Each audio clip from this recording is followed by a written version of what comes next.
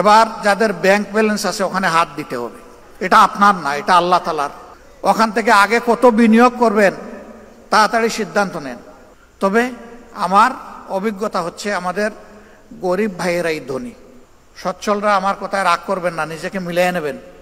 মাসে যিনি 5,000 টাকা, 10,000 টাকা, 15,000 টাকা বেতন পান, তারা কঠিন দিনগুলোতে 5, 10, 15,000-এর পুরোটাই দিয়ে দিয়েছে। কিন্তু আমাদের সচ্ছল ভাইয়েরা চিন্তা করেছেন, আমার তো এক মাসে 1 কোটি টাকা, আচ্ছা কত দিলে সবার চাইতে বেশি হবে। আপনি সবার সাথে কম্পিটিশন করতে গেলেন কেন? আল্লাহ আপনাকে যে নিয়ামত দিয়েছেন আপনি আপনার সাথে কম্পিটিশন করেন, তাইলে তো আপনি নিজের উপরে ইনসাফ করতে পারবেন। বড় বড় ব্যবসায়ীরা আমাদের কাছে টাকার বস্তা নিয়ে এসেছে 5 তারিখের পরে, যারা এতদিন কেউ আমাদের নাম সহ্য করতে পারতো না, কেউ ওপেন প্লেসে গালিগালাজ করেছে, কেউ স্বৈরাচারকে সরাসরি সহযোগিতা করেছে, তারাও কেউ কেউ এসেছে, বিভিন্ন কায়দায় এসেছে। কিন্তু আমরা ওইদিকে ফিরে তাকাইনি ভাই। আমরা ওইদিকে তাকালে আমাদের রুহানিয়াত ধ্বংস হয়ে যেত। আঠালের মতো লেগেছিল কেউ কেউ 1 কাপ চা খাওয়ার দাওয়াত, যখন সাড়া দিতে পারলাম না বলে যে 5টা মিনিটের জন্য আসবো উনার বাসায় যদি 1 কাপ চা খাইতে পারে, এটাও সাড়া দিতে পারলাম না। তারপরে বিশাল এক অ্যামাউন্টের প্রস্তাব দিয়ে পাঠাই দিস। আল্লাহু আকবার। এই ক্ষেত্রে আল্লাহ তাআলাকে ভয় করেছি এবং ধৈর্য ধরার চেষ্টা করেছি। বিভিন্ন হেলিকপ্টারের মালিক আসছে, আয়সা বলছে যে এখন থেকে যখন লাগবে বলবেন, বলার সাথে সাথে পেয়ে যাবেন। হ্যাঁ বলি নেই, বলছি দেখব। এরপরে একই ব্যক্তি বলছেন যে আগামীতে নির্বাচনে আমরা চাই আপনারা বিজয়ী হন, ইনশাআল্লাহ আল্লাহ তৌফিক দিয়েছেন, বড় হাতেই দিব, শুধু আপনারা বললেই পেয়ে যাবেন। তাতেও হ্যাঁ বলি নেই, বলছি দেখব।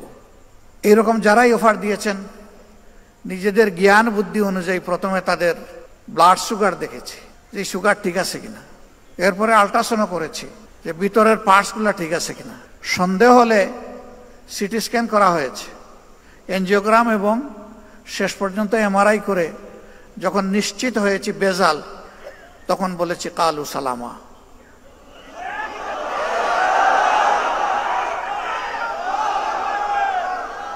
আমরা বিশ্বাস করি ইমানদারদের, যারা ইমানদার তাদের আন্তরিক দোয়া ইনশাল্লাহ আমাদের সকল ঘাটতি পূরণ করে দেবে ইনশাল্লাহ। স্বচক্ষে এগুলা দেখা যাচ্ছে। তো এখন 1 সপ্তাহে যা খরচ হয়, এক সময় সংগঠন 2 মাসেও তা খরচ করতো না। অতীতের নির্বাচনের সময় আমাদের ঋণ হয়েছে, নির্বাচন চলে যাওয়ার সময় সেই ঋণ আমরা কষ্ট করে পরিশোধ করেছি।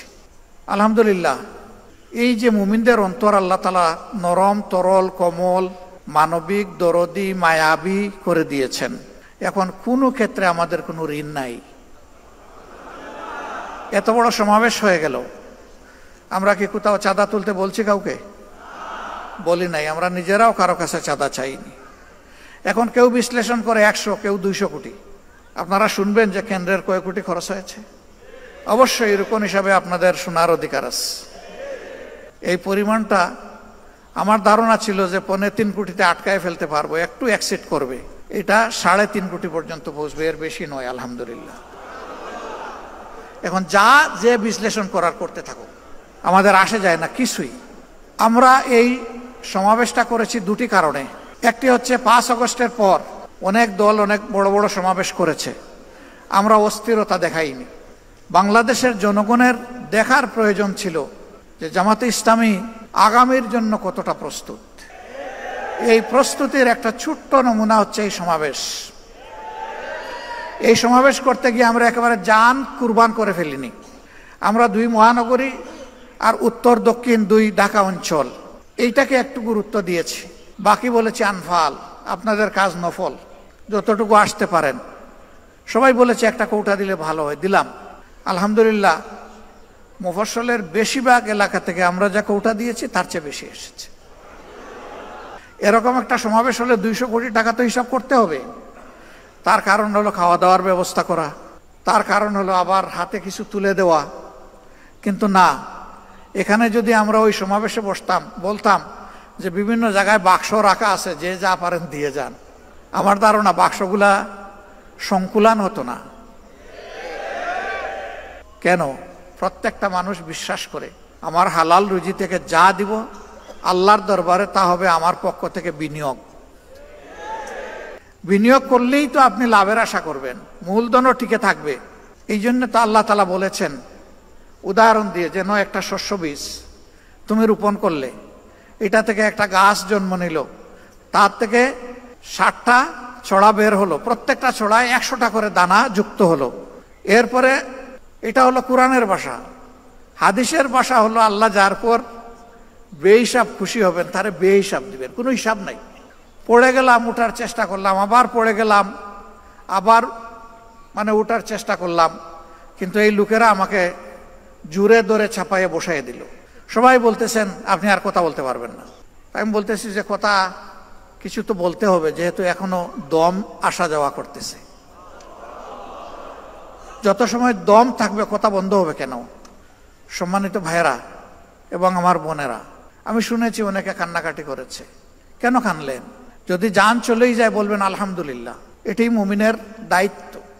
এখন গেলাম হসপিটালে, এমন ভাব দেখায় সহকর্মী ডাক্তাররা, এখানেও কেউ কেউ আছে যে আমার মরতেই দিবে না। আরে ভাই, আমি কি এখানে থাকতে আসি না? আমি যাবো আবার আসল ঠিকানা জান্নাতের বাড়িতে, এই পোষা জায়গায় আমার রাখবেন কেন বেঁধে আপনারা? এই মলিনতা পরিষ্কার করতে একজন ঝাড়ুদার হিসাবে আল্লাহর যতদিন প্রয়োজন, আল্লাহ তার বান্দাদেরকে বান্দিদেরকে যেন ততদিনই হায়াত দেন, এর বেশি দরকার নাই। সমাজের আবর্জনা পরিষ্কার করার জন্য, আল্লাহর দিনকে কায়েম করার জন্য।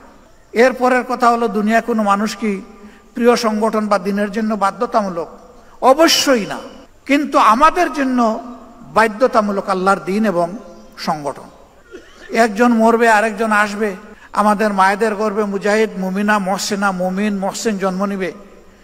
এরা পরবর্তীর পতাকা হাতেও ধরবে, প্রয়োজনে দাঁত দিয়ে কামড় দিয়ে ধরবে।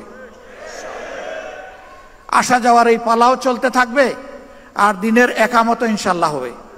আগামীর বাংলাদেশ আমরা চাই না আর মজলুম বাংলাদেশ হোক।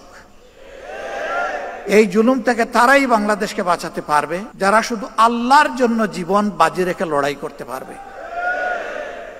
দুনিয়ার কোনো ধান্দা থাকবে না যে এর মাধ্যমে আমার সামাজিক স্বীকৃতি আসবে। ব্যবসা বাণিজ্য যেখানে হাত দিব, আমি দেখব যে সেখানে শুধু আলী বাবার প্রদীপ জ্বলে উঠছে। এই ধরনের নোংরা কলুষিত চিন্তা যেন আমাদের কারো মাথায় না ঢোকে। সংগঠনের নাম বিক্রি করে, অথবা আমার বাবা আমির ছিলেন, দাদা অমুক ছিলেন, শ্বশুর অমুক ছিলেন, ভাই অমুক ছিলেন, এই নামগুলা বিক্রি করেও কেউ দুনিয়া বানাবার চেষ্টা করবেন না। যদি কেউ চেষ্টা করেন, আমার ক্ষুদ্র জীবন থেকে বলছি, আপনি নিশ্চিত দরা খাবেন এবং অপদস্থ হবেন। আপনার ক্যাপাসিটি থাকে, হালালভাবে আপনি নিজস্ব পরিচয় আগান, তবে আল্লাহকে ভয় করে আগাবেন। বেপরোয়া হবেন না, স্পিড লিমিটের ভিতরে থাকবেন, স্পিড কন্ট্রোল মানবেন, স্পিড ব্রেকার দেখে চলবেন, না হলে নিজেও মরবেন, সংগঠনকে আপনি মারবেন। এই বিষয়গুলো খেয়াল রেখে যদি চলতে পারি, আল্লাহর সাহায্য অবধারিত আমরা পাবো ইনশাআল্লাহ। এরপরের বিষয় হচ্ছে জবান, ঠোঁট। এটা ঠিক যে অন্যের নেগেটিভ সমালোচনা করলে কথার ঝাল বাড়ে, কিন্তু নেগেটিভ সমালোচনাতে কল্যাণ কম। নীতিগত সমালোচনা হবে, কাউকে ড্যামেজ করার জন্য নয়, সংশোধন করার আশা। আমি চাই আমিও ভালো থাকবো, আমি চাই আমার সমাজও ভালো হোক। যদি এটি আমার উদ্দেশ্য থাকে, তাহলে স্বয়ং যারা দিনে রাত আমাদের বিরোধিতা করে তাদেরও কল্যাণ আমাদের কামনা করতে হবে, আল্লাহর কাছে দোয়া করতে হবে, এবং প্রত্যেকটি বক্তব্য হবে দাইল আল্লাহর ভাষায়। এমনকি সন্তানের সাথে যখন কথা বলবো সেটাও হবে দাইল আল্লাহর ভাষায়। স্ত্রীর সাথে যখন আমার আচরণ হবে সেটাও হবে দাইল আল্লাহর ভাষায়। এইভাবে যদি সর্বক্ষেত্রে আল্লাহকে ভয় করে দাইল আল্লাহর দায়িত্ব আমরা পালন করতে পারি, ইনশাআল্লাহ একামতে দিনের দায়িত্ব আঞ্জাম দেওয়া সহজ হয়ে যাবে। আগামীর বাংলাদেশকে জয় করতে হবে ইনশাআল্লাহ।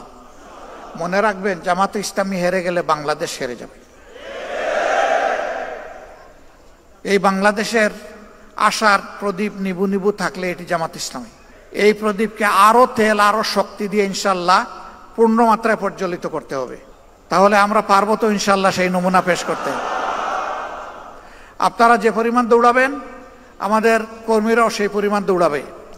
আমি আশা করি 56,000 বর্গমাইলকে কলুষ মুক্ত করার জন্য, সব ধরনের অশান্তি এবং জুলুম থেকে মুক্ত করার জন্য এখন থেকে জিন্দেগির বাকি দিনগুলো, আগামী নির্বাচন নয়, জিন্দেগির বাকি দিনগুলো ইনশাআল্লাহ আমরা আল্লাহ তাআলাকে ওয়াকফ করে দিলাম।